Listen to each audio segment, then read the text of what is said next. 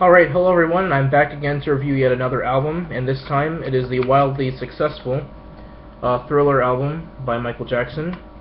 Um, the late great Michael Jackson. May he rest in peace. Some information about this album: it was released on November 30th of 1982. Some chart info: it has gone 29 times platinum in the US, and has sold over 65 million copies worldwide, and it is the best-selling album of all time. The singles on this the label, first of all, is Epic Records, and the singles on this album are The Girl Is Mine, Billie Jean, Beat It, Wanna Be Startin' Something, Human Nature, PYT, and Thriller, the title track. So let's get this started. Track number 1, Wanna Be Startin' Something. The opening track starts with a funky bass line and MJ's signature ooh. It's flavored with overdubbed vocals and a mid-tenor Michael singing about people starting rumors and arguments for no reason. As disco was coming to an end, this is perhaps one of the most disco-influenced tracks on the album. Around the middle, there's a nice guitar riff that ends with a hee-haw. It has a great horn arrangement, and near the end, it has a very tribal-like chant that continues into a nice a cappella section. Track number 2, Baby Be Mine. This more R&B track comes packed with synthesized goodness and one of my favorite melodies of the album. A nice funky bass line, as well as a very soulful singing from Michael are also included on this track. The title is pretty self-explanatory. There are a few sexual overtones in this track, as it then starts to modulate upwards. That's nice. Track number 3, The Girl Is Mine. This is perhaps my favorite track on the album, as it is a duet with the legendary former Beatle, Paul McCartney. It's a nice, slow, but groovy track. The two are singing about how they love the same woman, trying to convince each other that the girl truly loves them. It's a back-and-forth battle between two music legends. Near the end, they start a conversation with each other about how she said this, and she told me that. Track number 4, the title track, Thriller. Now for the title track, and arguably one of the greatest pop songs in history, Thriller is a spooky, very Halloweenish track. It talks of monsters that creep in the dark, ghouls, and the like. Michael is basically saying that if the girl he's addressing sticks with him, she'll be safe. One of the most recognizable bass lines in history. This track set people on fire with its funk-based groove and the creepy poem by Vincent Price around the end.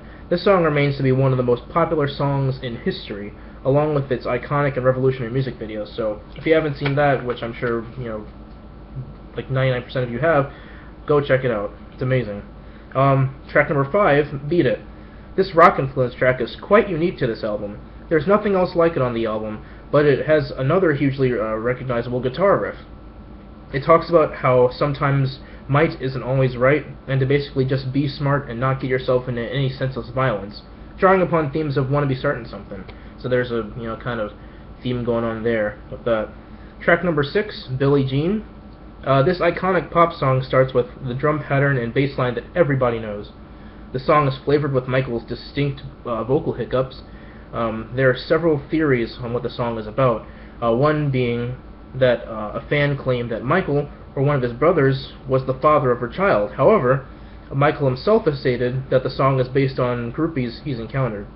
It's worth noting that that was during this performance of the song that he first performed his trademark moonwalk. So you should check that out too. Alright, track number 7, Human Nature. This is one of the few slow tracks on the album. A very sincere song that appears to be about Michael going out to meet a girl and how it's human nature to love her. Another possibility about the song is that the girl he refers to in the song is not really a girl at all, but the actual city that's also referred to in the song, probably New York. It has a very morning-ish feel, if you know what I mean, as it also makes mention of morning in the song. A very beautiful piece, filled with heartfelt vocals by Michael. Track number 8, PYT, or Pretty Young Thing. This funk track is a nice, uplifting love song where Michael expresses his desire to be with the girl he's singing to. This song really grooves with a great bass line. And this track, I think, partially inspired Bruno Mars' song Locked Out of Heaven, especially with the uhs thrown in. Track number 9, The Lady in My Life. Another slow song. This soulful ballad is a love song with floating trumpet parts thrown in every now and then. A very sincere track, with Michael promising a girl that she will always be his. This R&B track is the final musical track on the album. Near the end, Michael does a very improvised vocal part where he's near shouting, only increasing the sincerity of the song. And the final track, track 10, is the Vincent Price excerpt. The album ends with a spoken word by Vincent Price, saying Michael Jackson is the Thriller, before laughing sinisterly, as we all know how he does. Overall about this album, a truly iconic and influential album, and Michael Jackson in his prime. With a producer like Quincy Jones by his side, how could he possibly fail?